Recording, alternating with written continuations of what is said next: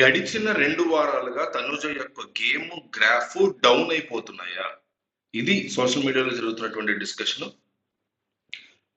నిజంగా జనం ఏమనుకుంటున్నారో అందరికీ తెలియాలి. ఈ వీడియో తనుజ యొక్క సిస్టర్ మొన్న పెళ్ళింది కదా, సిస్టర్, పెద్ద సిస్టర్ అండ్ ఇంకో చిన్న సిస్టర్ ఉంది, పెద్ద సిస్టర్, వీళ్ళ ఫ్యామిలీ అందరూ చూస్తారు, తనుజ ఫ్యాన్స్ చూస్తారు. సో మిస్ అవ్వకుండా ప్రజలు ఏమనుకుంటున్నారు, ఆడియన్స్ ఏమనుకుంటున్నారు జెన్యున్ గా తెలియాలి. మిస్ అవ్వకుండా కామెంట్ చేయండి. అవును తనుజ గేమ్ డౌన్ అయింది, అలాంటిది ఏమీ లేదు, ఈ రెండింటిలో ఒకటి మిస్ అవ్వకుండా కామెంట్ చేయండి. తనుజ ఖచ్చితంగా ఇమాన్యుల్ నామినేట్ చేయడానికి వచ్చింది. ఆ విషయం అందరికీ తెలుసు, చాలా క్లియర్ కట్ గా తను దొరికిపోయింది. అంటే ఇమాన్యుల్ పెట్టిన పాయింట్స్ డూపర్ బంపర్ ఏం లేవు. అక్కడ ఇమాన్యుల్ ఒక ఏడుపు కార్డును వాడేసరికి తనుజకి ఏం చేయాలి తెలియలా.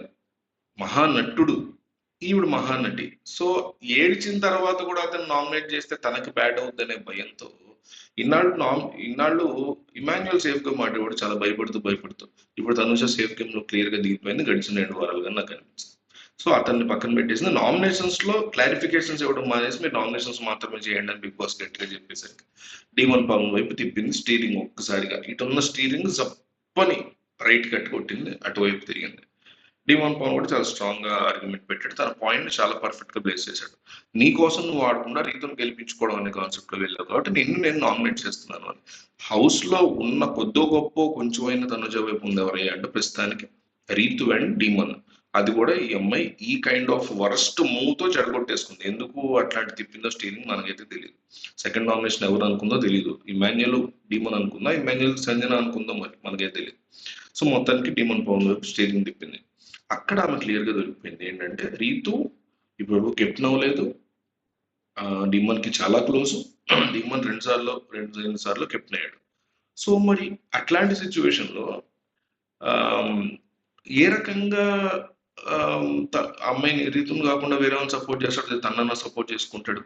ఓకే తప్పనే అనుకుందాం, తన కోసం తను ఆడలేదని. కానీ ఆ మాట తనూజ అనేటువంటి అవకాశం లేదు. ఎందుకంటే తనూజ అట్లా అంటే చాలా పెద్ద మహాపాపం అయిపోద్ది, బూత్ అయిపోద్ది. ఎందుకు దారుణమైన బూత్ మాట్లాడేది అంటున్నానంటే ఇదే తనూజ ట్రైన్ టాస్క్ లో తన దగ్గర ఆ గోల్డెన్ బజర్ ఉంటే దాన్ని నీ కోసం వాడతాను, ఒకవేళ నువ్వు బయటకు వెళ్ళాల్సి వస్తే. రీతు అడిగింది యాక్చువల్గా, నువ్వు నాకు సపోర్ట్ చెయ్యి ఇందులో, నేను ఈ వారం అవ్వలేదు కదా, నెక్స్ట్ వారం నువ్వు అవడానికి నేను సపోర్ట్ చేస్తాను సో అని అడిగినప్పుడు సరే అయితే చేస్తాను, బట్ నీ దగ్గర ఉన్న గోల్డెన్ బస్ నేను బయటకు వెళ్ళిపోవాల్సిన సిచ్యువేషన్ వస్తే నా కోసం వాడతావా అని అడిగి ఖచ్చితంగా వాడతాను. అదొక డీల్.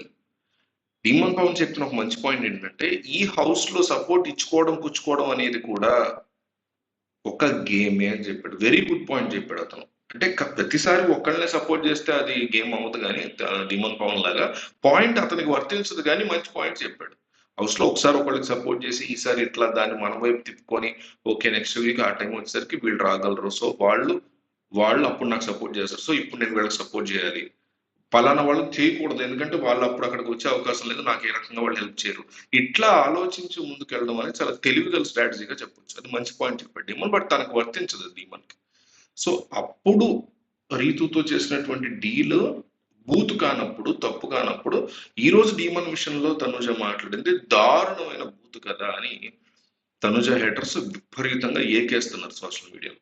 మరి ఈ పాయింట్ ని బేస్ చేసుకుని మీకు ఏమనిపించింది ఏంటి అని కింద కామెంట్ చేయండి. డిస్క్రిప్షన్ లో ఒక లింక్ ఇచ్చాను, Telegram link. This is Ramu channel, మంది డీల్స్ ఛానల్. ఆ ఛానల్ జాయిన్ అవ్వండి.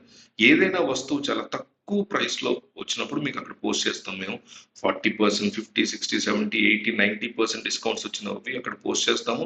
4 రేటింగ్ ఉన్న క్వాలిటీ ఐటమ్స్ మాత్రమే పోస్ట్ చేస్తాము. ఎలాంటి పోస్ట్ చేస్తామంటే వాటర్ బాటిల్ దగ్గర నుంచి, ఇయర్ ఫోన్స్ దగ్గర నుంచి, సెల్ ఫోన్ దగ్గర నుంచి, ఒక దువ్వెన కానీ, ఒక టీవీ కానీ, ఒక ల్యాప్టాప్ కానీ, ఇట్లా ఏవి డిస్కౌంట్ లో వస్తున్నా క్వాలిటీ ఉన్నవి అన్ని చెక్ చేసుకున్నవి అమెజాన్ నుంచి కానీ, ఫ్లిప్కార్ట్ నుంచి కానీ పోస్ట్ చేస్తాము.